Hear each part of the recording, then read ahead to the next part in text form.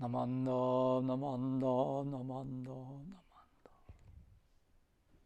しかるに、今日に、門というは、主上、仏願の正気本末を聞きて、疑心あることなし、これを門というなりと。The word here in the passage from the larger sutra means that sentient beings, having heard how the Buddha's vow arose, its origin and fulfillment, are altogether free of doubt. This is to hear. Namandabs. The passage that I'm quoting from can be found in the chapter on faith in the Kyogyo Shinsho, which is the text that we refer to often as the Gohonden, or the primary text. In the Kyogyo Shinsho, the Gohonden, Shinran Shonin has spent quite a bit of time already in developing the idea of what it means to hear in Jodo Shinshu. And in this particular passage, he tells us directly what it is that we are listening for. We are hearing how the Buddha's vow arose, its origin and fulfillment. Over the last 2 to 3 years, especially with trying to help establish Ichimi at the Gardena Buddhist Church, I have been trying to emphasize how the Buddha, how Namo Amida Butsu works to let us know how spectacular life is, how incredible our lives are. And in this aspect of what is being revealed for us, to us, we are being reminded over and over again not to miss this truth. We are told, for example, it is difficult to receive a human form, yet I have already received it. And through words like this, we are being asked not to miss how incredible a life really is.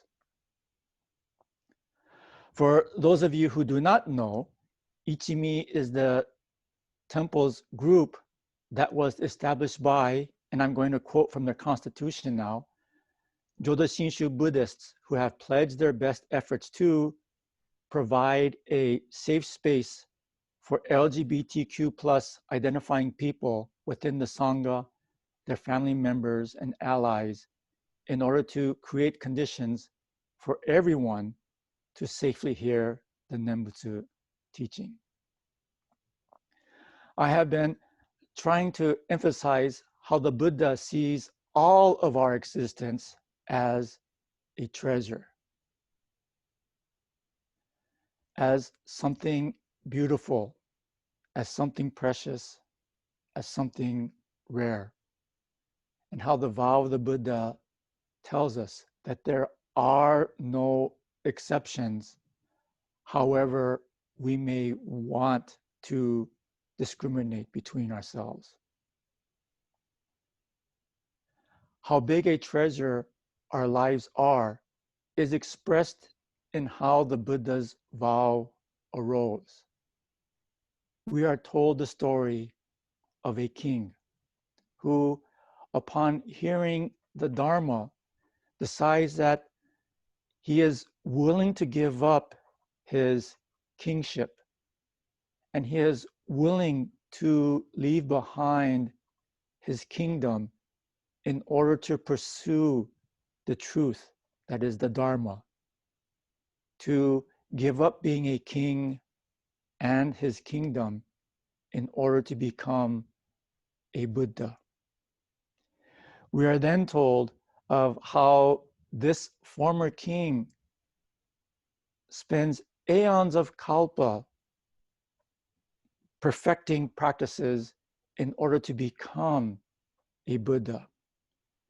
Prior to this practice, the king's teacher, Lokasvaraja Buddha, tells this king how difficult these practices will be.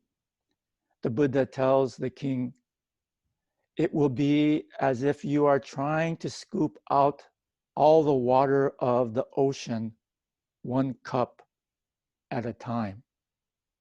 And if you are able to do this, then after having completely drained the ocean one cup at a time, you will be able to easily pick up all the treasures that are at the bottom of the ocean. This is the story of how Amida Buddha became a Buddha. And through this story, we are being told that our lives are worth more than the riches, the power, the prestige that can belong to a king and a kingdom.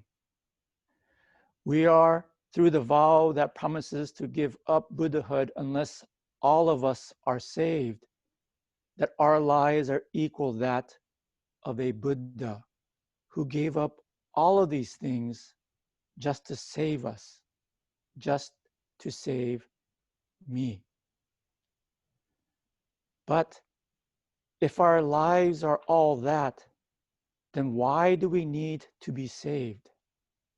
If our lives are this precious and wonderful, why did the Buddha have to become a Buddha? Many of us, unfortunately, already know the answer to this question. It is not an easy answer. It is not a pretty one.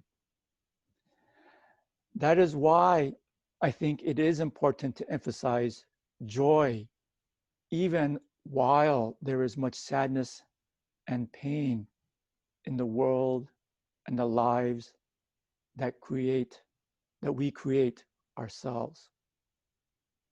The Buddha, through establishing the vow, is showing us, telling us of the great potential that each and every one of us, just by being born, really holds. For example, in talking about the potential that we have, the founders of the Gardena Buddhist Church, the vast majority of them, except for the few who were lucky enough to be able to run away, were incarcerated in some of the harshest areas of our country, behind barbed wire, and treated as an enemy of the state. And although I did say lucky, I say it with hesitation because fleeing is not really that much better than incarceration. But despite this history, after the war, the community was able to return and they were able to reestablish the temple that, despite the current situation around the pandemic, is fundamentally open to everyone most of the time. The Buddha, Namo Amida Butsu, sees so much potential in each and every one of us. We are told that our potential is so great that our lives are such that we can help someone else find great meaning in their lives as well. We are told that we can do all this. Unfortunately, and this is why I said the temple is open to everyone most of the time, is because we do not always make people feel welcomed. I sometimes don't feel welcomed. And I'm sure that I have also made people feel unwelcomed. We can become so much, and yet we sometimes still choose to become the exact opposite. That is why the vow was established. because we are flawed, because we are selfish, because we often fail to see our potential. And unfortunately, when we fall short of our potential, we sometimes lash out and hurt others. I do this because it is easier to bring someone down to our level than it is for us to reach higher ourselves. When I am frustrated, for example, it is not unusual for me to lash out at my children. There is something inside of me that makes me think, that makes me feel that if the people around me are miserable as well, that my being miserable is not out of place. I am not alone in my misery. Seeing others sad makes my sadness, it seems to me, less so. And because of this, I conclude that I must not be sad. I might even be happy. But for everyone hearing this, everyone understands that what I have just explained is just sheer foolishness. Because all that I have really done, all that I was really able to accomplish is increase the misery around me. All I have done is increase the sadness in the world. And I am not really any happier. Despite doing these things, terrible things, Namo Amida Butsu still wants to embrace me, still wants to embrace us. Namo Amida Butsu continues to call out to us, helping us to see ourselves and our real potential. Namo Amida Butsu constantly tells us that we can all become a Buddha.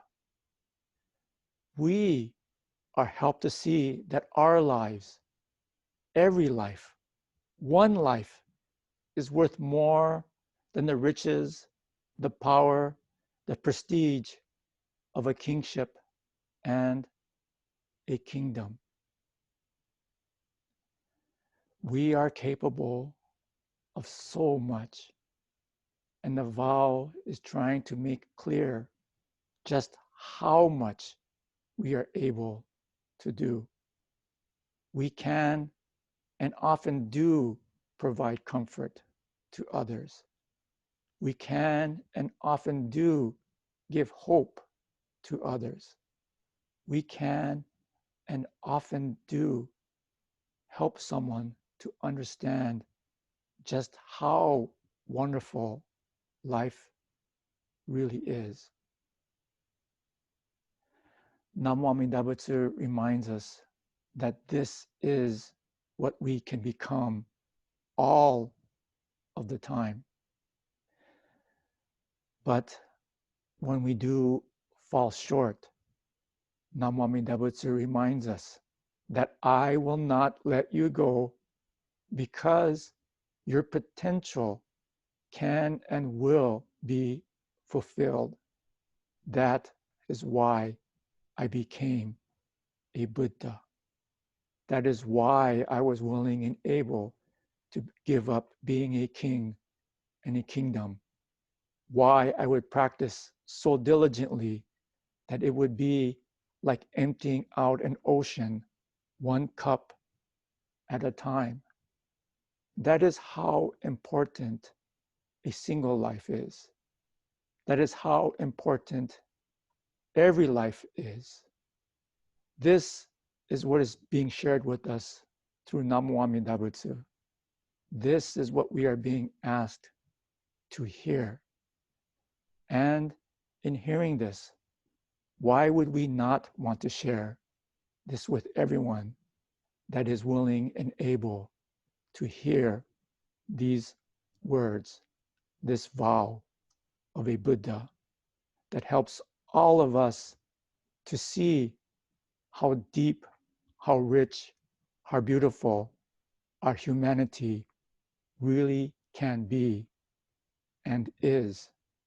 This is why we are given Namo Amida Butsu, why we are able to decorate the Pure Land of Amida Buddha, and why, when we say Namo Amida Butsu, it is a statement both of deep humility and one of tremendous joy and great appreciation.